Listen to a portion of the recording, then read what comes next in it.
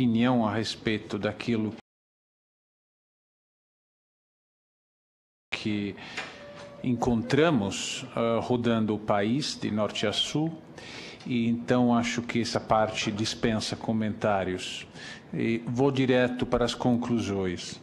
O que nós observamos, em primeiro lugar? Não apenas desvios individuais, como às vezes pode aparecer pelos depoimentos desses veterinários ou desses fiscais que a gente viu. A gente observou uma situação onde temos um problema sistêmico, onde há uma convenção de que simplesmente não se realiza a inspeção, que há um triplo padrão,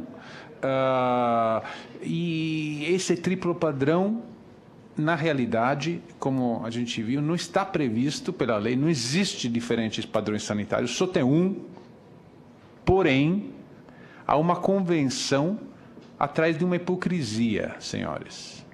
A hipocrisia criada pela lei de 89, pela qual, sendo que a circulação do produto é restrita a uma área geográfica, na realidade não se aplica o padrão. Como se eu, passando naquele município, como aquele produto, a minha saúde fosse diferente daquela que é afetada se eu comer aquilo em outro município. Isso tem implicações culturais, sociais, que não cabe nem comentar aqui. É evidente que temos preconceitos em relação, quer dizer, se uma situação desse tipo afetasse nossas exportações, eu acho que vocês, no dia seguinte, iriam tomar medidas para eliminar essa hipocrisia. Mas toleram essa hipocrisia, sendo que isso apenas é consumido em áreas restritas do país por brasileiros. Essa é a realidade. Então, primeira conclusão é nós precisamos eliminar esse triplo padrão que a Lei de 89 cria. Não importa se é uma convenção que une veterinários, que une políticos locais, que une gestores de empreendimentos. Então, um sistema único. Não interessa quem o realiza. Nós, senhor presidente, aqui conhece nosso trabalho, quando o senhor era governador, trabalhamos para transferir para os estados na Amazônia, contra a resistência do governo federal, um monte de funções que hoje os estados, inclusive na área ambiental, aprenderam a exercer.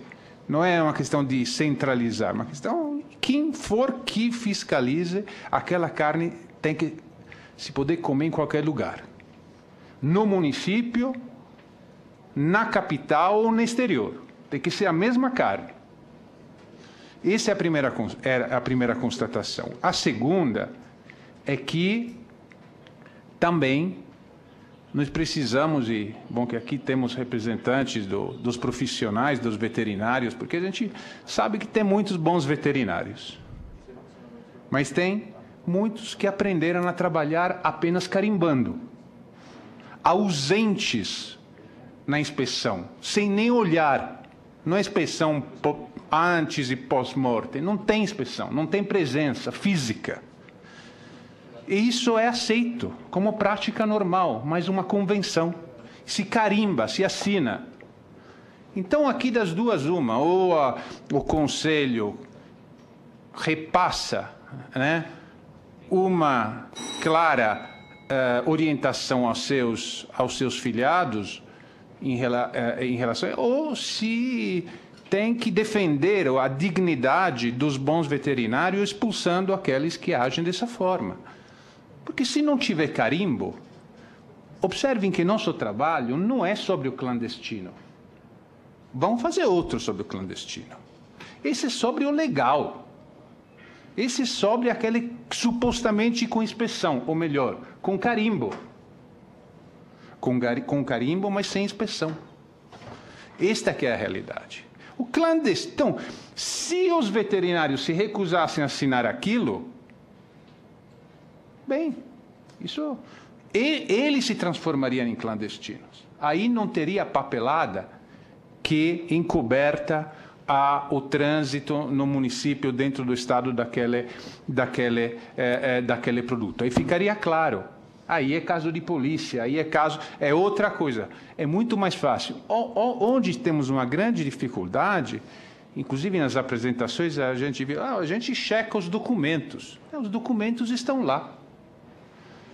Agora, as instalações, conforme falamos com o presidente da Ordem dos Veterinários de São Paulo semana passada, o Dr. Francisco, ele me confirmou, inclusive gravou em vídeo, temos aqui, dizendo, não, olha, esses têm que ser fechados todos. Ele falou, não tem condição pela a própria instalação física não permite que um veterinário possa assinar qualquer coisa que sai de lá.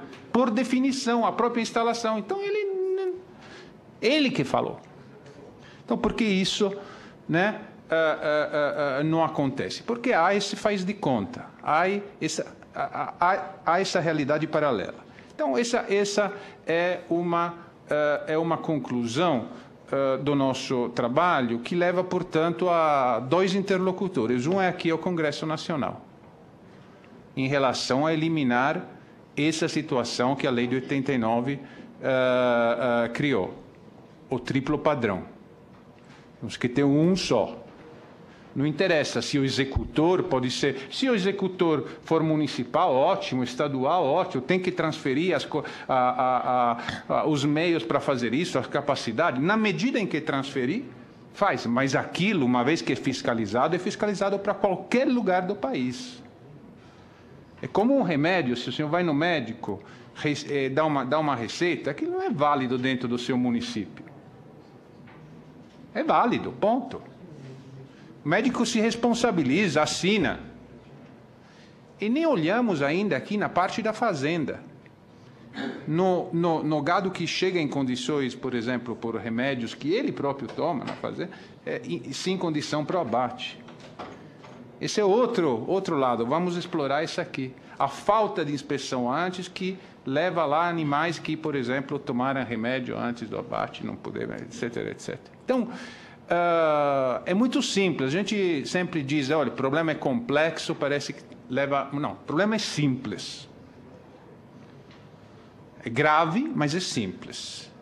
Se nós eliminarmos o triplo padrão do ponto de vista normativo, eliminarmos a hipocrisia, e os veterinários passarem a assinar apenas com a presença física e os demais perderem a carteirinha, esta situação vai ser superada. Temos outros desafios, a educação, a conscientização, o repasse de informação, tudo isso. Mas esses são estruturais ao longo do tempo. Hoje, nós podemos sair dessa situação que representa uma ameaça. Muito obrigado, presidente. Muito obrigado, doutor Roberto Esmeraldi, que é presidente da ONG Amigos da Terra, Amazônia Brasileira. Eu passo a palavra, então, ao presidente do Conselho Federal de Medicina Veterinária, Benedito Fortes de Arruda, Várzea Grandense e Cuiabano. Com 10 minutos para a sua exposição. Muito obrigado, senador Blairo Maggi, presidente da Comissão de Meio Ambiente, Defesa do Consumidor, Fiscalização e Controle, por esta oportunidade que ele nos abre. Nesta Casa do Povo, estamos discutindo um assunto que persiste no nosso país desde o Brasil colônia. Isso não é um assunto que surgiu agora, há 10 anos, há um século. Já perdura por longos anos. O Conselho Federal de Medicina Veterinária completa este ano 45 anos de existência e, como esta instituição, ela tem primado pela fiscalização em todos os estados, em todos os municípios, da atuação do médico veterinário, exigindo das pessoas jurídicas que elas cumpram as determinações legais. Mas vejam, a partir de 1950, com o regulamento da inspeção industrial e sanitária dos produtos de origem animal, nós passamos para um outro patamar. Um patamar que nos deu uma credibilidade, sobretudo do ponto de vista internacional. E, por isso, o Serviço de Inspeção Federal ele é reconhecido internacionalmente como um dos melhores serviços que tem no mundo. Mas isso não foi suficiente, porque essa regulamentação ela sofreu transformações desde 1950. Ela foi alterada em 62, em 71, 73, 76, 89 e a última em 94. Evidentemente que isso, adequando às condições da evolução não só do parque tecnológico do nosso país, mas das exigências que a própria população, que é a mais interessada, tem nesse sentido. Mas isso não resolveu ainda toda essa sistemática. Por quê? Porque com o advento da Lei 7.889, houve delegação de competência para os estados e para os municípios. Ora, os estados ficaram para fiscalizar e inspecionar aqueles produtos que eram comercializados intermunicípios. O município no seu município e a Inspeção Federal para os produtos comercializados entre os estados e para o comércio internacional.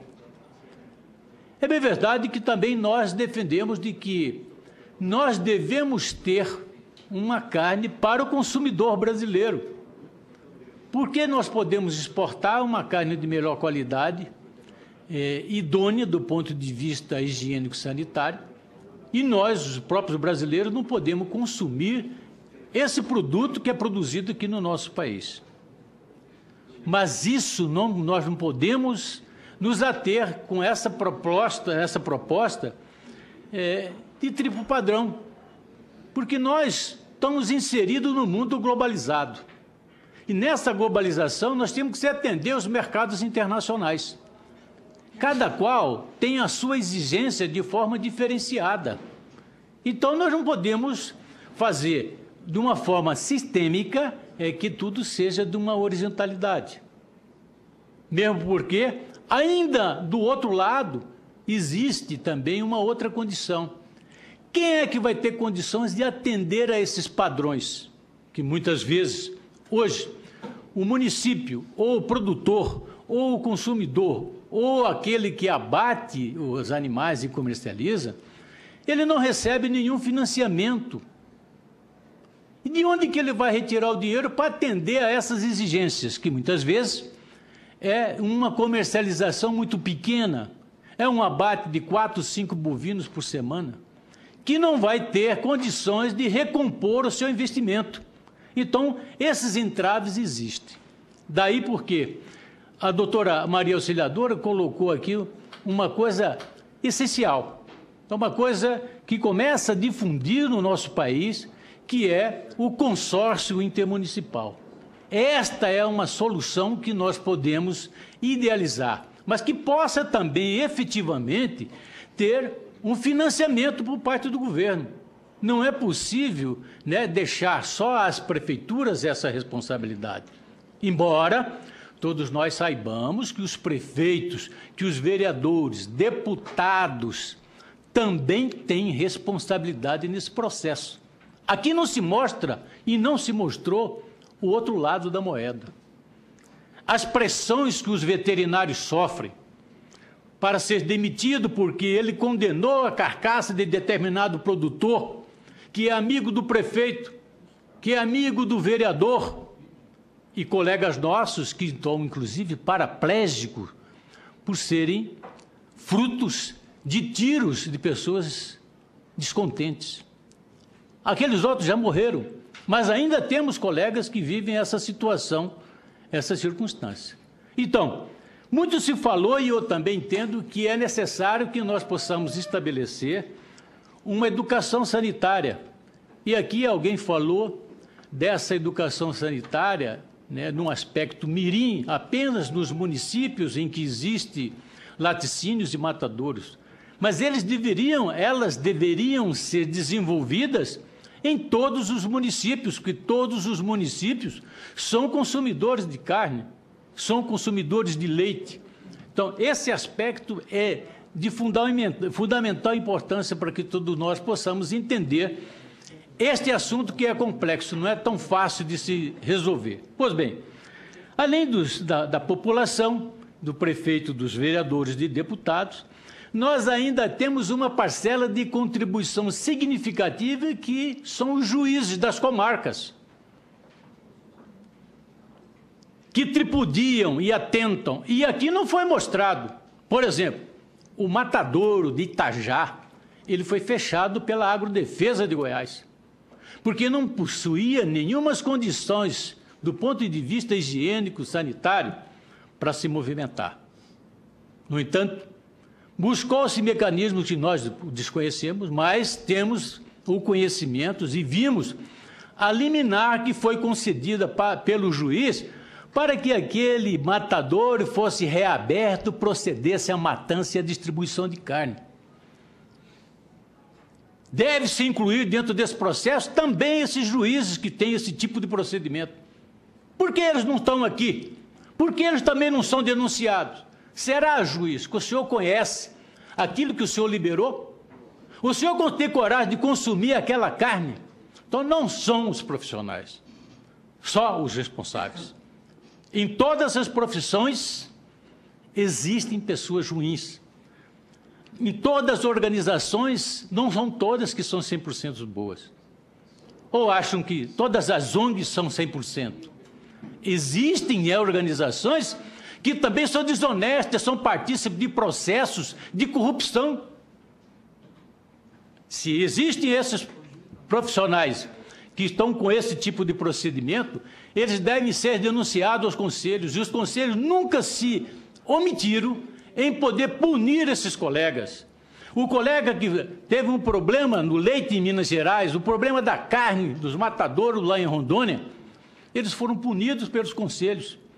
Mas muitos recorrem à justiça e a justiça devolve a ele o diploma e dando a eles a possibilidade de continuar a desenvolver as suas atividades. O que nós precisamos é buscar uma forma de como nós vamos resolver essa situação. E, inclusive, nós temos também uma sugestão, não só do financiamento, não só da educação sanitária, não só da responsabilidade desses agentes políticos, mas também, e sobretudo, que nós pudéssemos reduzir a exigência para os matadores em nível de município e em nível de estado, mas que pudessem atender o mínimo necessário para defender a população de alimentos não adequados para o seu consumo. Então, essa clandestinidade leva a um prejuízo do ponto de vista tributário e a falta da higiene e a sanidade desses produtos levam a uma questão de saúde pública, sem se contar também com os prejuízos que são causados ao meio ambiente. Esta, senhor presidente desta comissão, era a colocação do Conselho Federal de Medicina Veterinária e nós queremos mais uma vez agradecê-lo pela iniciativa. Obrigado. Muito obrigado, doutor Benedito Fortes de Arruda, presidente do Conselho Federal de Medicina Veterinária, pelo seu posicionamento, sua explicação. Eu vi aqui que o doutor Roberto ficou um pouco agitado com as suas ponderações, mas nós vamos ter depois uma outra rodada de considerações finais e aqueles que acharem que devem fazer outras colocações terão a oportunidade disso. Passo agora a palavra ao doutor Enio Antônio Marques Pereira, secretário de Defesa Agropecuária do Ministério da Agricultura, Pecuária e Abastecimento, a SDA do MAPA. O senhor tem 10 minutos, prorrogado por mais 10, se for o caso. Obrigado, senador. É uma satisfação muito grande participar desse encontro, na presença e na participação bastante contundente dos senhores secretários, do presidente do Conselho, do presidente dessa organização não governamental que está trazendo esse tema a uma nova discussão. O Brasil é uma potência agrícola mundial e tem que trabalhar com políticas de qualidade mundial. A inspeção no nosso país, ela tem procedimentos, ela tem métodos que são universais. Por acaso vai completar agora, em 2015, 100 anos. A nossa legislação é uma legislação que vem acompanhando o dinamismo da organização da sociedade, especialmente nas respostas às questões urbanas, né, da complexidade urbana. Mas esse nosso serviço de inspeção, ele foi formalizado em 1915, mas ele funcionou há quase que uns 10 anos como um serviço de apoio às grandes empresas americanas e inglesas que estabeleceram aqui no Brasil. Somente em 1950, quando terminou a Segunda Guerra Mundial, que iniciou todo um clamor da necessidade de um controle mais austero, um controle mais consistente, com aplicação de conhecimentos mais adequados, é que se criou uma lei obrigando a prévia fiscalização, a prévia inspeção de produtos de origem animal. Até então, o Serviço de Inspeção Federal funcionou quase que 50 anos, exclusivamente para atender exportações. Essa legislação, ela caminhou, não é, no pós-guerra, já foi um avanço muito grande, porque o Serviço de Inspeção, quando foi criado, ele trabalhava exclusivamente com carne. Ele só passou a trabalhar nessa visão de controle de todos os produtos de origem animal no pós-Segunda Guerra Mundial. Na mudança da Constituição de 89, a União perdeu a exclusividade de uma série de matérias, inclusive a parte sanitária e fitossanitária. Isso passou a ser uma responsabilidade de todos. Por acaso, a legislação dos anos 50 já facultou essa figura das 3 inspeções. E existe um artigo dessa Lei 1.283, que poucos percebem, que é o 9º, que estabeleceu a obrigatoriedade do regulamento da inspeção de produtos de origem animal. Então, ao se olhar o regulamento da inspeção federal, né, tem-se a sensação de que ela é a regra brasileira. Não é verdade. A regra brasileira, ela não existe. O que existe é, para quem solicita, a empresa, o agente econômico que quiser ter inspeção federal, ele é obrigado a cumprir o regulamento da inspeção federal. Da mesma maneira com que existem regulamentos das inspeções estaduais, da mesma maneira com que existem regulamentos de inspeções municipais. Então, a situação colocada, assim, de uma forma muito emblemática, muito interessante, pelo presidente da ONG, na verdade, não são 3 níveis, são N níveis, nós não sabemos quantos são os regulamentos. Se todos os estados têm um serviço de inspeção estadual, então federal, mais os 26 ou 27 estados, mais os municípios, então nós temos uma quantidade muito grande de regras, e todas elas válidas, não é? O que é que há que se fazer? O diagnóstico está feito, a realidade é essa. Como enfrentar essa situação? A resposta foi dada. Logo após o término da Constituição, houve uma decisão muito importante de criar uma lei para a agricultura. Essa lei da agricultura tem um capítulo, que é o capítulo da defesa agropecuária. Por acaso, naquele período, eu fiquei um tempo fora do Ministério e fui o primeiro assessor técnico da Comissão de Agricultura. Eu trabalhei lá 3 anos e foi quando se organizou a proposta, né, o enchimento da lei agrícola no capítulo da defesa agropecuária.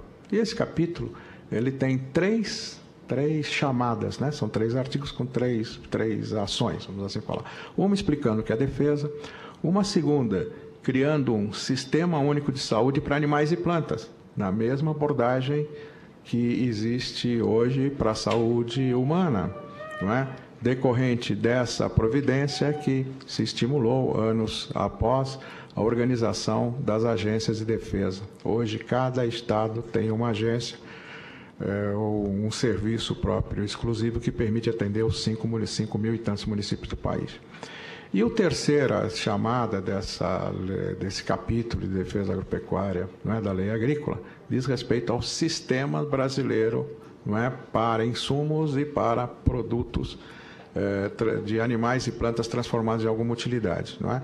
Então, o SISBPOA, que é o Sistema de Inspeção de Produtos de Origem Animal, ele foi lançado em 2006 ele não conseguiu avançar na velocidade que se imaginava, porque houve provavelmente uma tensão, não é, política menor do que se precisava, e que agora, com toda essa comoção, com toda a repercussão que tem a tomada desses assuntos, ele volta com uma carga muito maior, não é? Então, o SISB, que é o Sistema Brasileiro de Inspeção de Produtos de Origem Animal, que é parte do SUASA, é o caminho para começarmos a diminuir essas diferenças. E a forma pela qual o governo federal obrigatoriamente, não é, passa a olhar para esse tema. Até algum tempo atrás, em todos esses momentos que nós éramos convocados, nós iríamos dizer: o Ministério da Agricultura cuida do CIF. O Ministério da Agricultura não tem.